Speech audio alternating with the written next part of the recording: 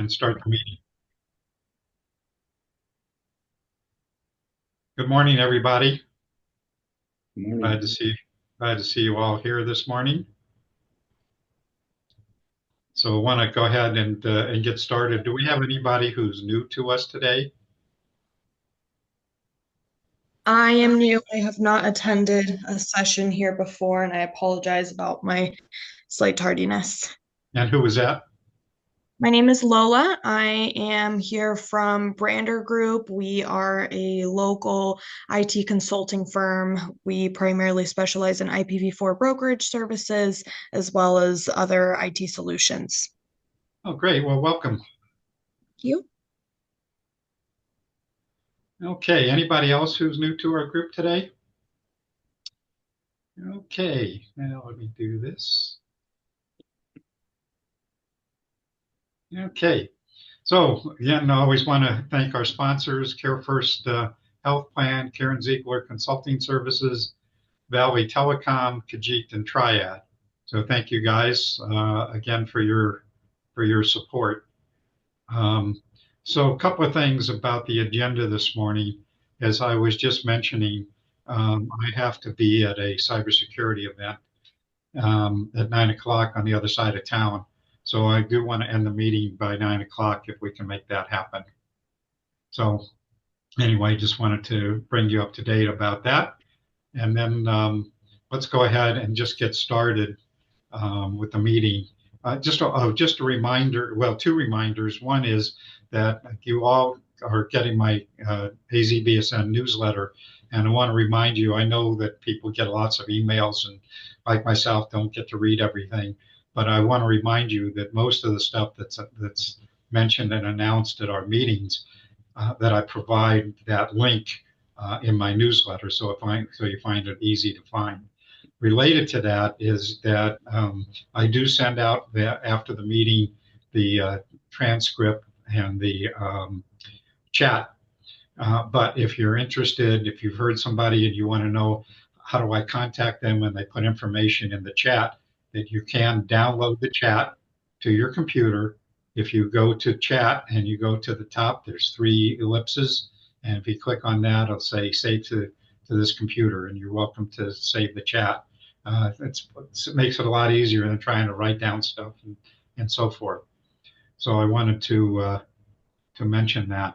So with that, Aaron, let me turn it over to you and give us a quick update on what's happening with the broadband office, please. Sure thing. Thanks so much. My name is Erin Lorandos. I am the Digital Equity Program Manager at the Arizona Commerce Authority. For folks who may not know, the State Broadband Office, which is housed there at ACA, is administering both the BEAD and digital equity funding here in the state. So updates as far as we are concerned, we have closed the market sounding process. That was an opportunity for our stakeholders and local governments and ISPs to review our proposed project areas for the BEAD funding distribution and provide their feedback on that. That process wrapped up last week now, I think it was about a week ago, and we have moved into a pre-registration period where eligible entities for that BEAD funding, so this is the infrastructure internet build out, can pre-register in our system so that they're ready for the upcoming rounds of applications.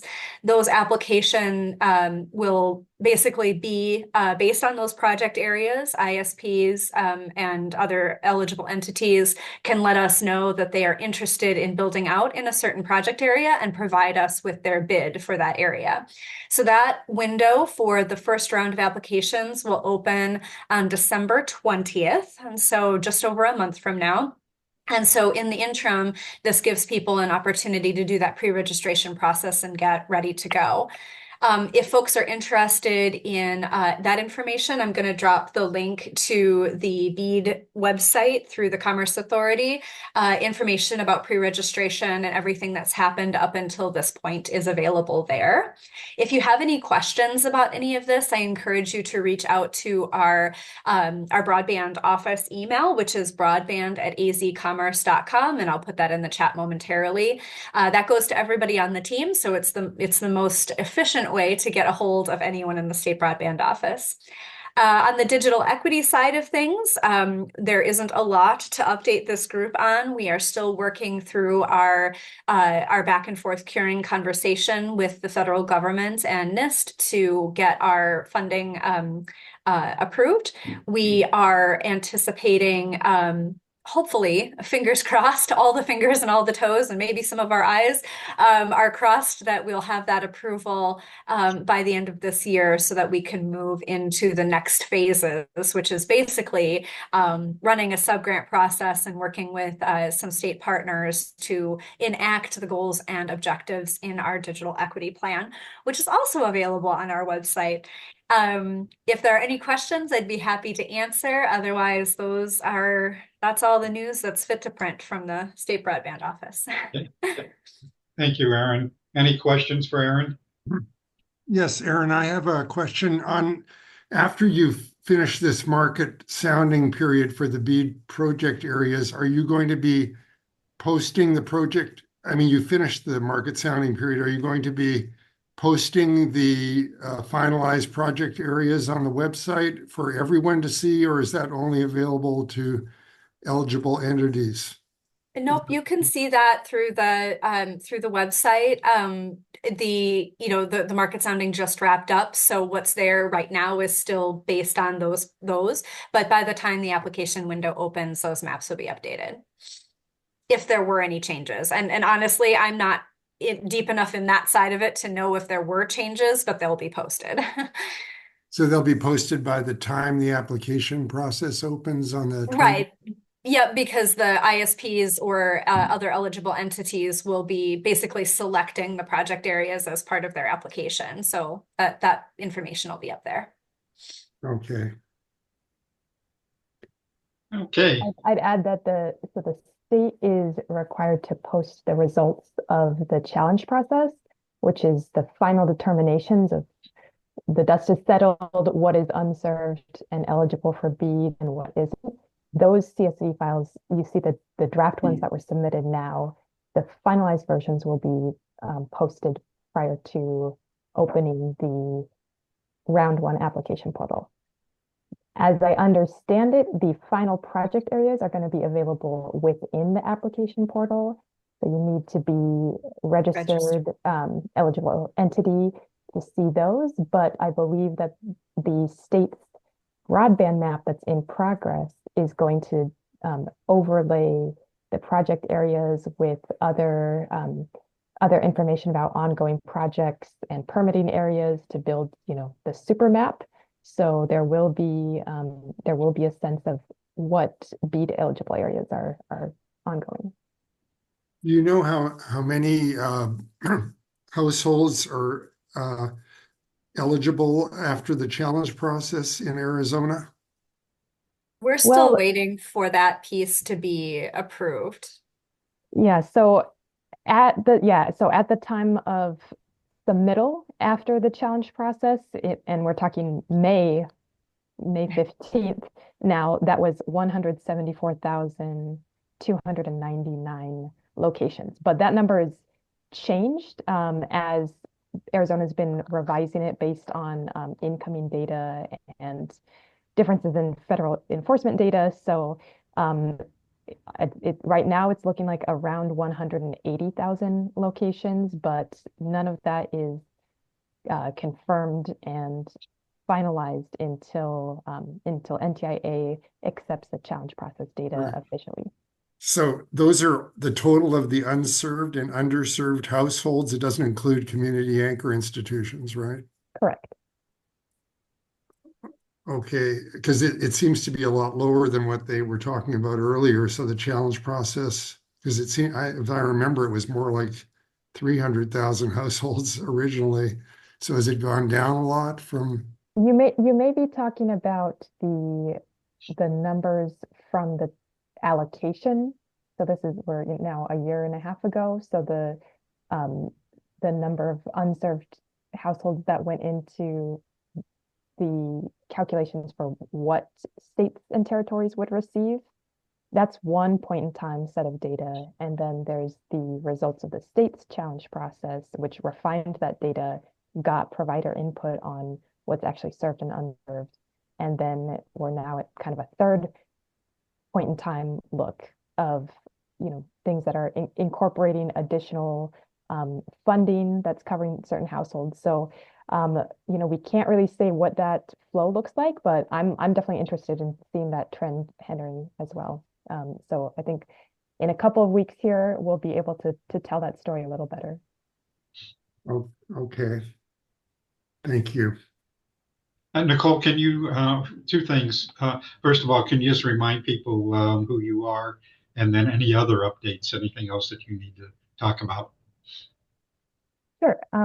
Good morning. I'm Nicole Umayam. I'm the Federal Program Officer for Arizona with NTIA, the National Telecommunications and Information Administration.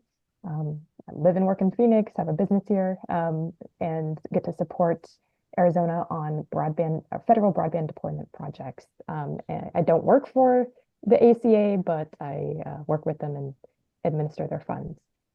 Thank you, Nicole. Haven't been able to join recently because it's sort of a bad time, but did want to just give a couple of updates from our end. A little bit of commotion over the past couple of weeks, but ultimately with BEAD, if you're wondering about what the election impact looks like, for us, it's head down and continue to deal with the heavy workloads that we have at this time, getting all the states through.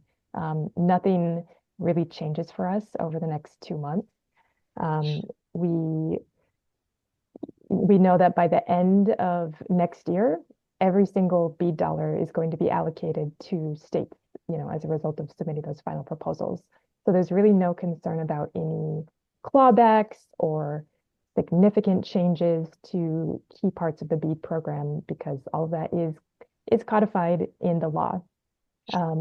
Actually, 3 years ago tomorrow is the passage of the bipartisan infrastructure law. And so, NTIA has been developed the NOFO and has been implementing the program as such.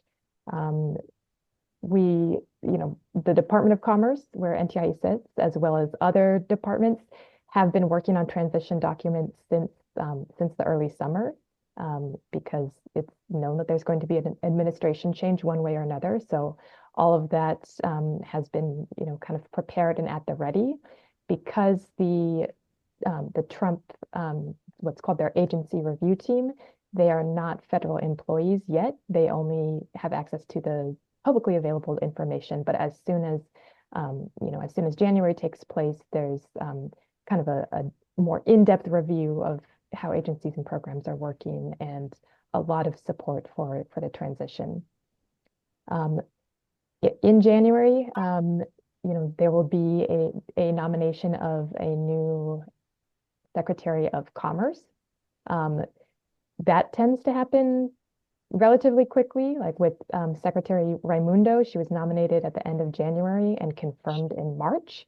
I'm not sure if we see that type of turnaround, in 2025 or not. The most consequential nomination for BEAD is the Assistant Secretary. That's currently Alan Davidson. But I understand that those nominations happen after all of the secretaries are in place. And then they go through a Senate and House confirmation as well. So not likely until end of the summer when we would know who the Assistant Secretary is. That's the person who signs off on all the final BEAD and digital equity elements for these broadband programs. NTIA is just going to continue celebrating some of the wins that we do have. At this moment, we have 55 of the 56 initial proposals approved. Texas is the last one that we expect to be rolling out here in the next couple of days. And a few days ago, we announced the first Tribal Broadband Connectivity Program Round 2 award, which is very exciting news. And that goes to the Department of Hawaiian Homelands for some connectivity there. So things are still moving. Our existing programs are still moving. There's not really a lot of hand wringing about major impacts to BEAD. Of course, NTIA did make certain policy decisions in developing the NOFO and our guidance for some of that stuff. And it's possible that there are smaller elements that could be impacted by a new administration. There's been a lot of talk about affordability and the low-cost option, and the use of satellite seems to be more and more popular as well. So we could see some changes in how NTIA allows for flexibility from states in those areas, but nothing major in terms of how the program is going to be implemented. As far as me, and if you get to see my face around still, that's that's on track. There's talk about the Trump Schedule F stuff, or replacing federal employees. Like it or not, we are Schedule B, so we are all term appointed for the purposes of the IJA program. So our positions are as stable as I can be promised at this point. For the Digital Equity Act program, I know people are wondering about, is that going to be targeted? NTIA is required by the statute to roll those out by fiscal year. We know that those allocations are already noted, so $300 million for fiscal years 2023 through 2026, and those are not they will not require additional approval to release those sets of funds through the fiscal year. Other than that, I can't really speak to when the other capacity grants are going to be announced because those are in progress.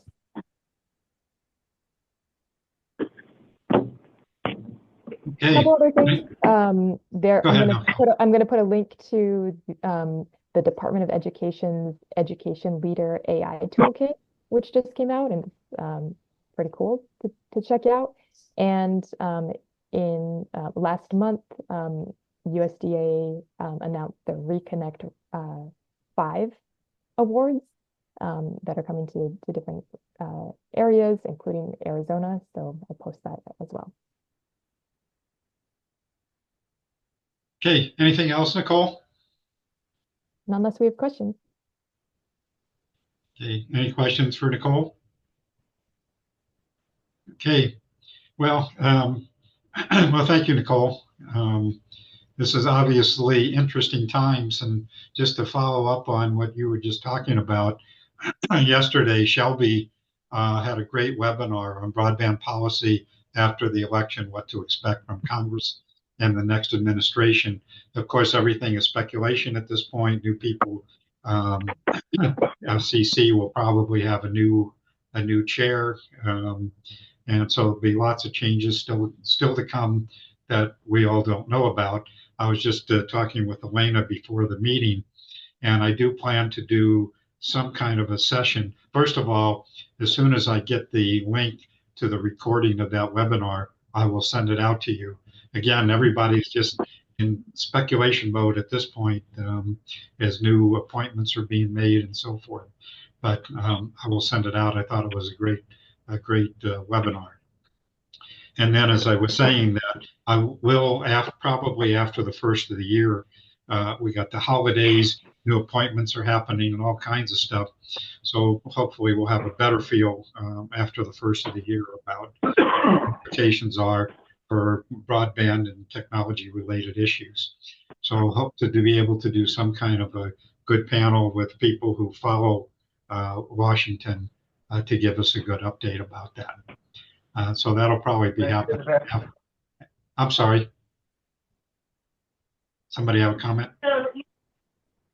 No, we're listening to the Arizona.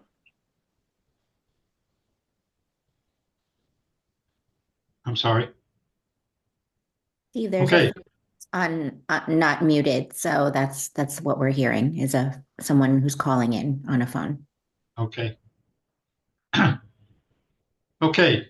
Moving on. Is so Aaron, do we have any more news about a tribal liaison manager? Um, is that still open as far as you know? No changes to report on any of the open positions. Okay, thank you. So just a couple of quick updates about some future programs. So I am going to be working on a workforce development panel. It's a lot of discussion about workforce development at this point. So hope to be able to get that updated. In the meantime, next week, I have confirmed an assistant fire chief from Tucson Fire who is going to be here to talk about, I mentioned this before, shared information, but the Tucson Fire Department is partnering with the Public Safety Communications Department and MD Alley Telehealth to implement a telehealth uh, program within the 911 system.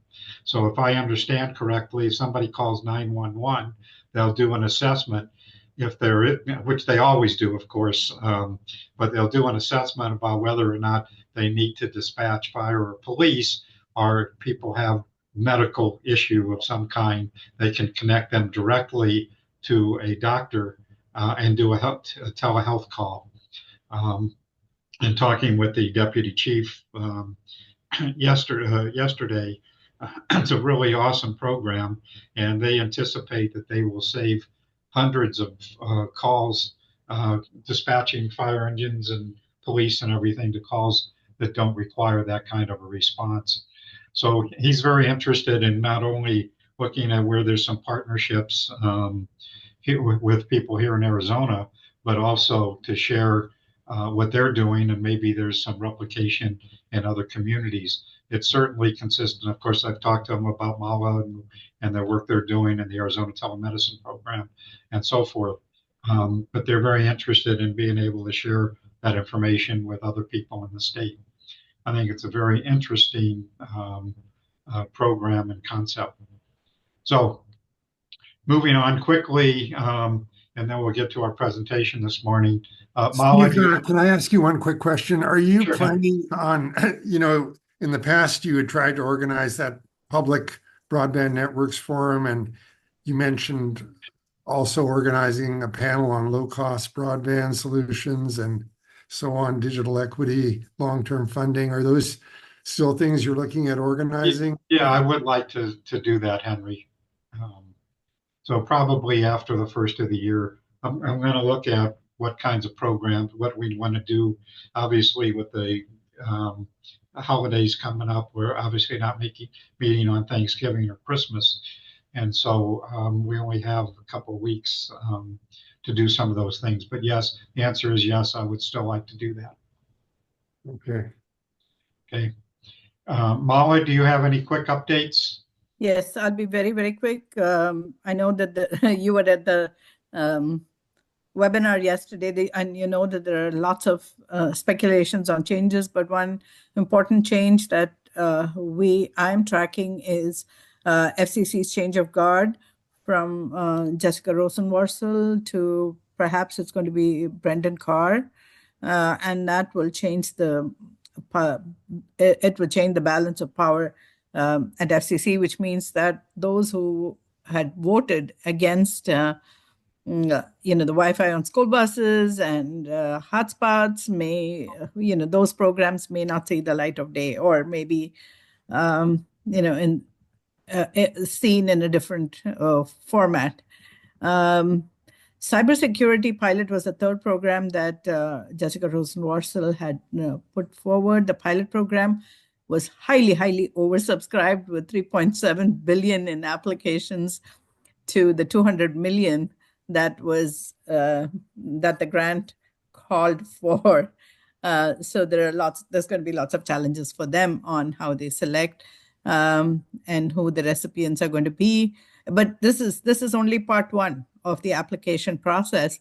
Part two of the application process is the real application. They're going to sift from this group and pick those who will be asked to do a more in-depth application.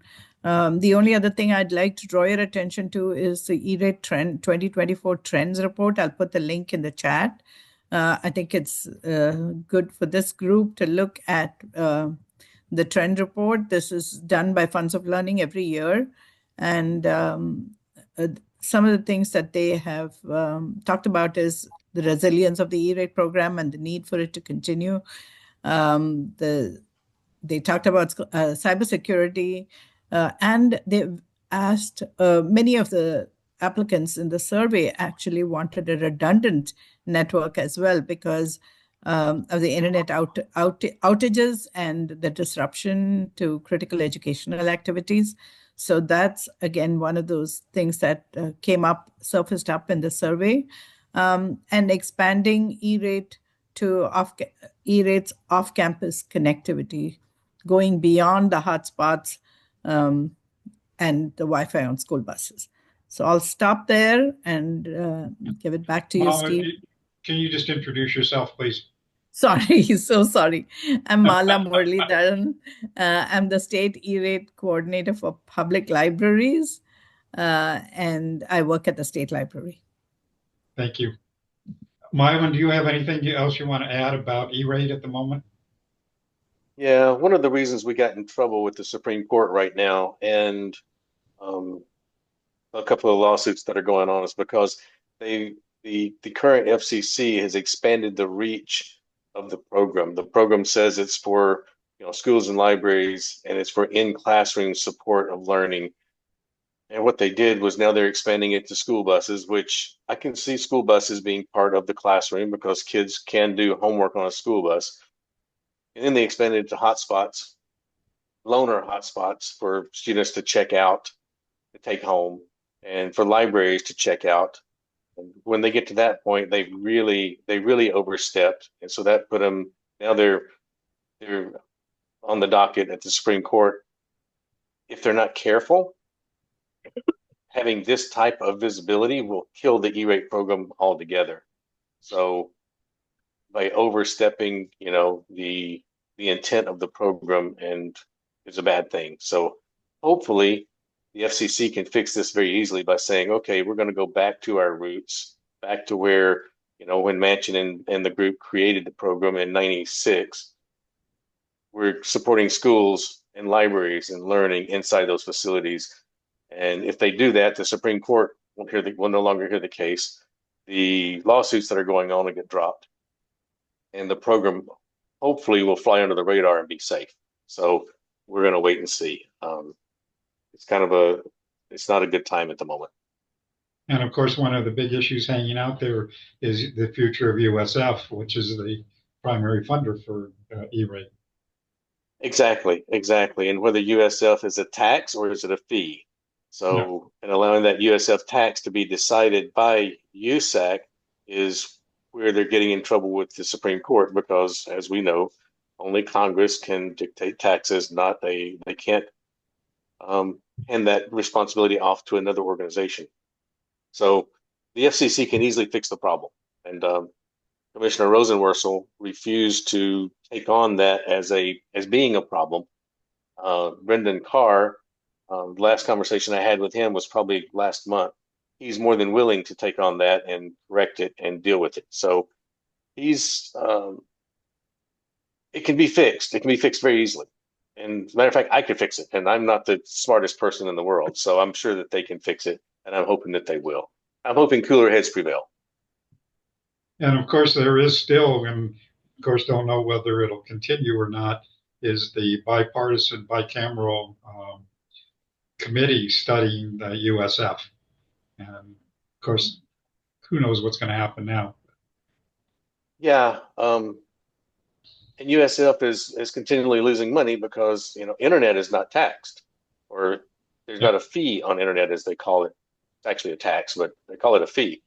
So, and we have more and more voice lines that we're losing every day. I mean, everyone's going to, internet, voice over IP. So it's they have to find a way to fund USF so that we can keep the rural healthcare and the high risk and the E-rate program funded for the long term. I just want to remind people quickly about how where USF funding comes from. The USF, if you look at your telephone bill at home, you'll see a universal service fee. And that fee is a small tax, or a small fee, as it's called, which comes from every telephone user in the country. Arizona has an AUSF fee, an Arizona Universal Service Fee. And that fee is used to support rural telephone facilities where there's not a return on investment high enough for some of the rural telcos to be able to support providing telephone services to, let's say,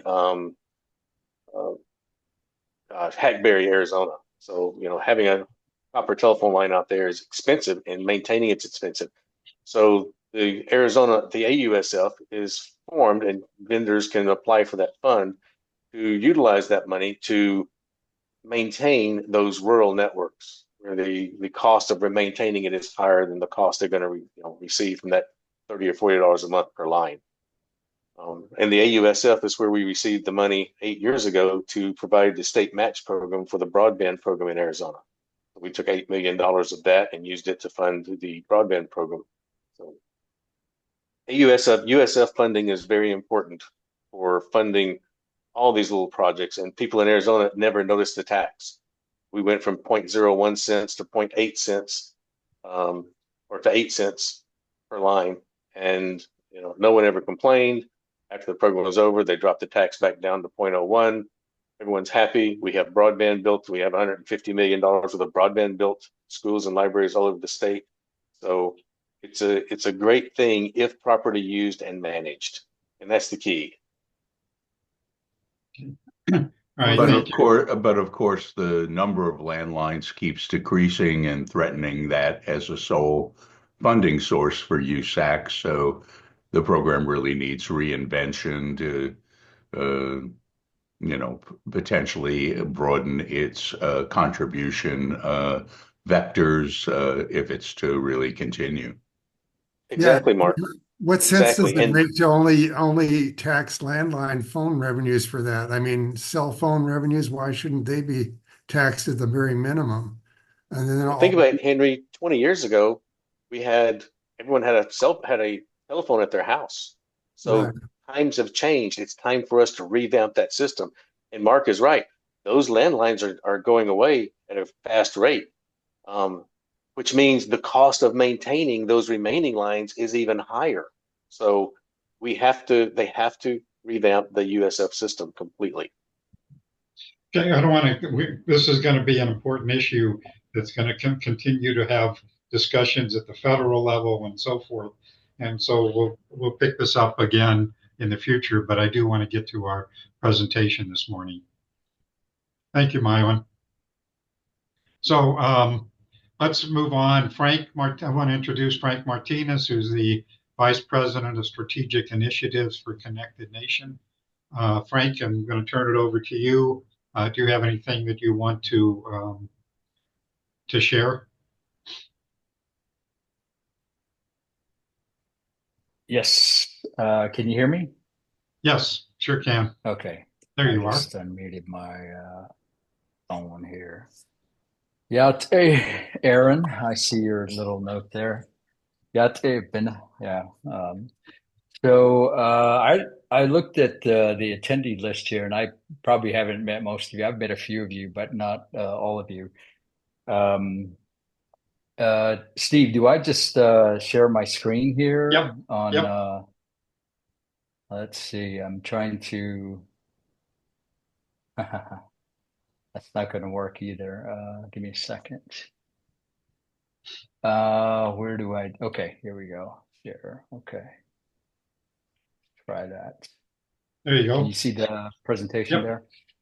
Okay. All right. So let's see. Let me start by saying that I'm from Window Rock, Arizona, up northeast on the Navajo Reservation. And My father's side comes from nearby Shiprock, and my mother's side is from kind of the south side of the reservation area.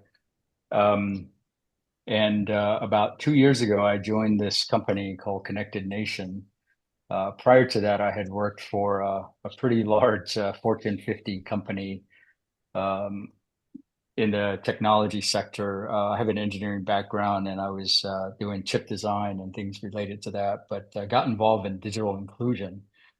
And towards the tail end of my time at this big company, and got in touch with Connected Nation, and they asked me to, since I'm based here in the Valley, work with them to bring some of their capabilities to some of the tribal nations.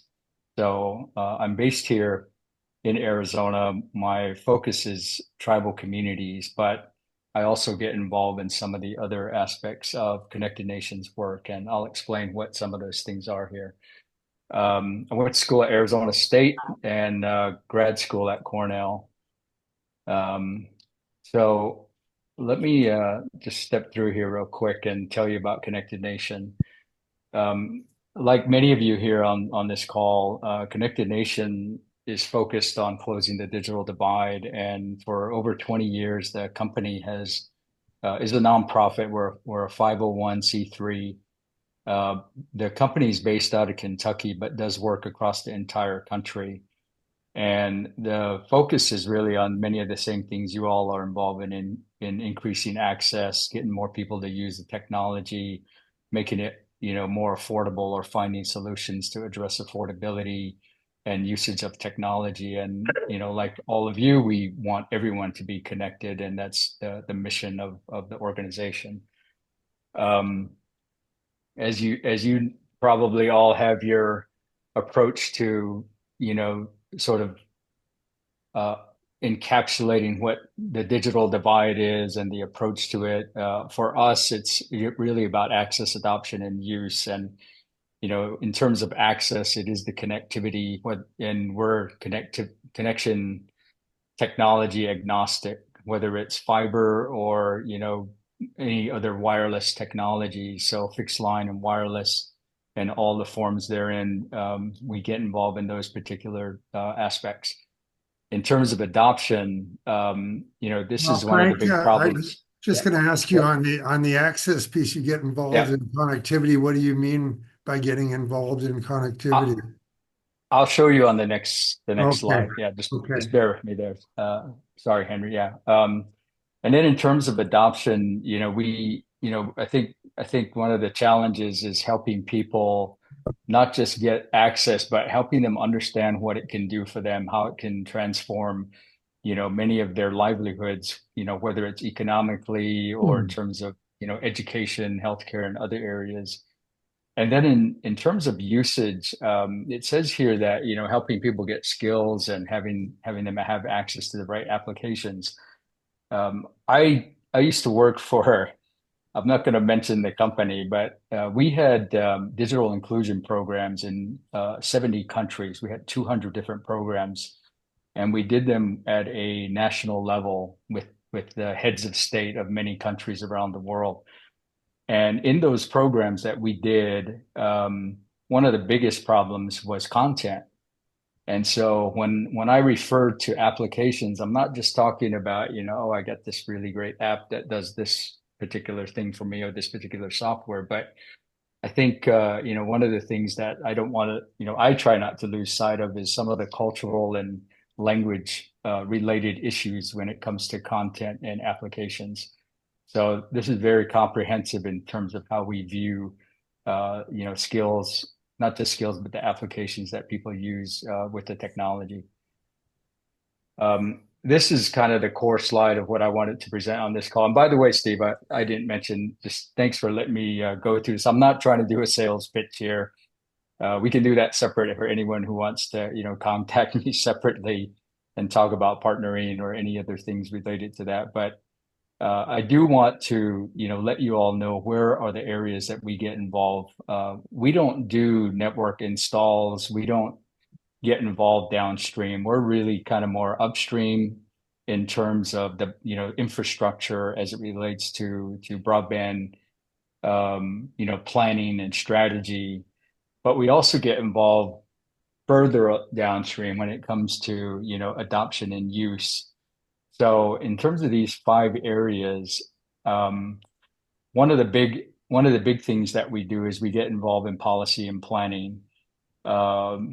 Whether it's with the particular BEAD initiatives that are going on at the state level or even at the local level, we get involved with what are those policies that are going to affect communities, states, and so on.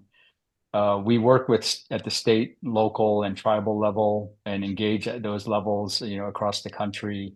We do industry research and outreach to service provider community for a whole bunch of different reasons to support those programs and implementation of the programs.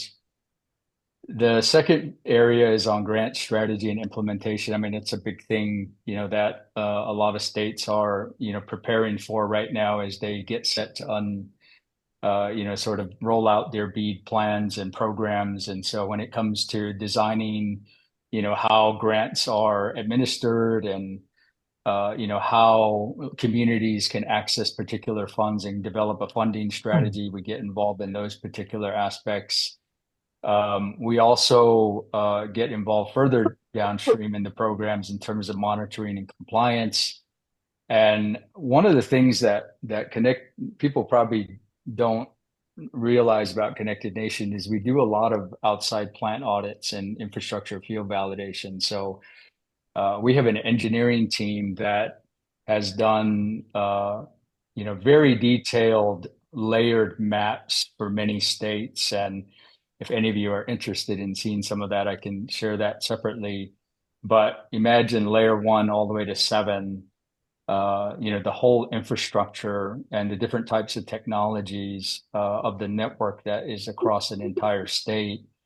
We have a GIS team and others who've mapped out these things. And then when it comes to the validation component, going beyond speed test, we have engineers that go out and do propagation analysis and other kinds of on-site validation and provide and collect the data that's required to, validate and confirm that particular technology is either there or not. And then on the digital equity and inclusion, we have, several of our people are involved actually at the FCC as part of the CEDC in steering committees that work at that federal level, but also we get involved at the, not just at the federal level, but state and local level and tribal level to help communities do needs assessments, asset assessments, program assessments, develop digital inclusion plans. We do stakeholder engagement, community engagement on the ground and with communities. And one of the other things that we do is we have partner programs for digital inclusion. Just to give you one example, one of the big programs that we have right now is with a large carrier service provider that it's called Teens Teach Tech. And this is something that's really one of the more amazing programs for me personally is you bring teens into communities to connect with elders, and they teach the elders how to use the technology. And for the tribal communities, this has been a really great way to connect and build a bridge between generations. And we have programs that we're implementing now across the entire country where we have the content, we have the training materials, and then we incentivize the teens where the teens can either themselves or through community groups earn money and earn credits as part of that collaboration and engagement. And the teens can teach veterans, they can teach elders, they can teach a different range of people who are currently not connected to the digital economy. Was there a question there? For the presentation on Monday. I'm working on a guy. He hasn't responded yet. He's a drug addict that has been reformed and cleaned up. Okay, I sent him an email. Fine. Also, I think I Fine, sent you him. need I did to. call, left a message on his phone, but he hasn't responded yet. Okay, I can have. If you've got somebody. Okay, sorry about that, Frank. Yeah, for the record, since you're recording, that was not Connected Nation right there talking. I just want to make sure that that's clear. The other thing that I wanted to mention is that I'm going to jump over to the mapping and analysis part of this. We've done a lot of broadband mapping, and as I mentioned earlier, the outside plant audits and things related to that. We've done Connected Nations done a lot of mapping and analysis for different states across the country. And if you're interested in some of those things, I can share that again separately. We have some of that online, or I can share other information on it. I know that there's the FCC broadband maps, and they've come a long way, but there are some states and communities that still want to map their communities and even add more enhanced maps that kind of get into the security space where you have to protect the data and information that's collected. So those aren't necessarily public, but we do get involved at a very granular level in terms of providing mapping services and doing research around that and assisting states and local communities with that type of work. And then on the internet exchange points, this is something that we've got involved in over the past 2 to 3 years. And we're partnering with one of the leaders in developing carrier hotels, peering networks. And from my understanding of this, and I'm not the expert on this, we have a team that's closely involved in driving this. I mean, I know a little bit about it from a technical standpoint, but my understanding is that there's 13 states in the country that don't have internet exchange points.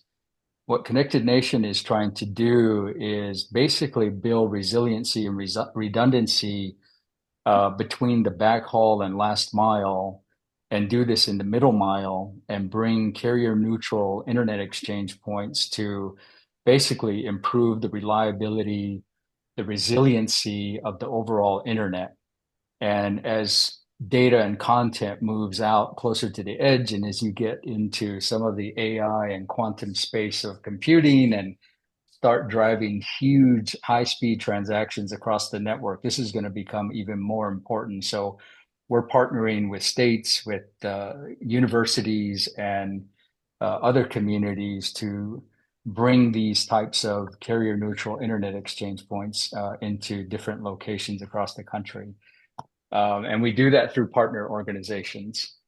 So I'm going to go to the next slide here, just as just kind of a brag sheet of some of the things that, just collectively that we've been involved in is we've been involved, with grants, Federal Broadband Grants Administration. We do things with where it says internet enabled devices. We, again, through partners and other organizations, we've distributed and deployed over 60,000 types of computers, devices, sometimes refurb, sometimes new, sometimes they're iPads, sometimes they're desktops, so a whole range of different types of technologies. We have a fairly robust adult learner digital skills training program called Digital Works, and trained over 95,000 adult learners. Across the United States, we've mapped at least 40% of the entire US in terms of broadband connectivity. And from the field validation work, over 250,000 miles verified. One state, we mapped the entire state completely, top to bottom. And then we've been involved in that type of work in 17 states. And I'll leave it at that and see if there's any questions for me. Questions for Frank? Questions I'll put going my email. I'll put my email in the chat in case somebody wants to talk separately. Hey, Steve, I have a question for Frank. Frank, Go ahead, Elena. This is Elena Lowry with Common Sense Media. I put this in the chat directly to you, but did you by any chance submit a proposal for the NDIA net inclusion conference that's coming up next May, because the Teens Teach Tech sounds like a great program and one that, other people should hear about.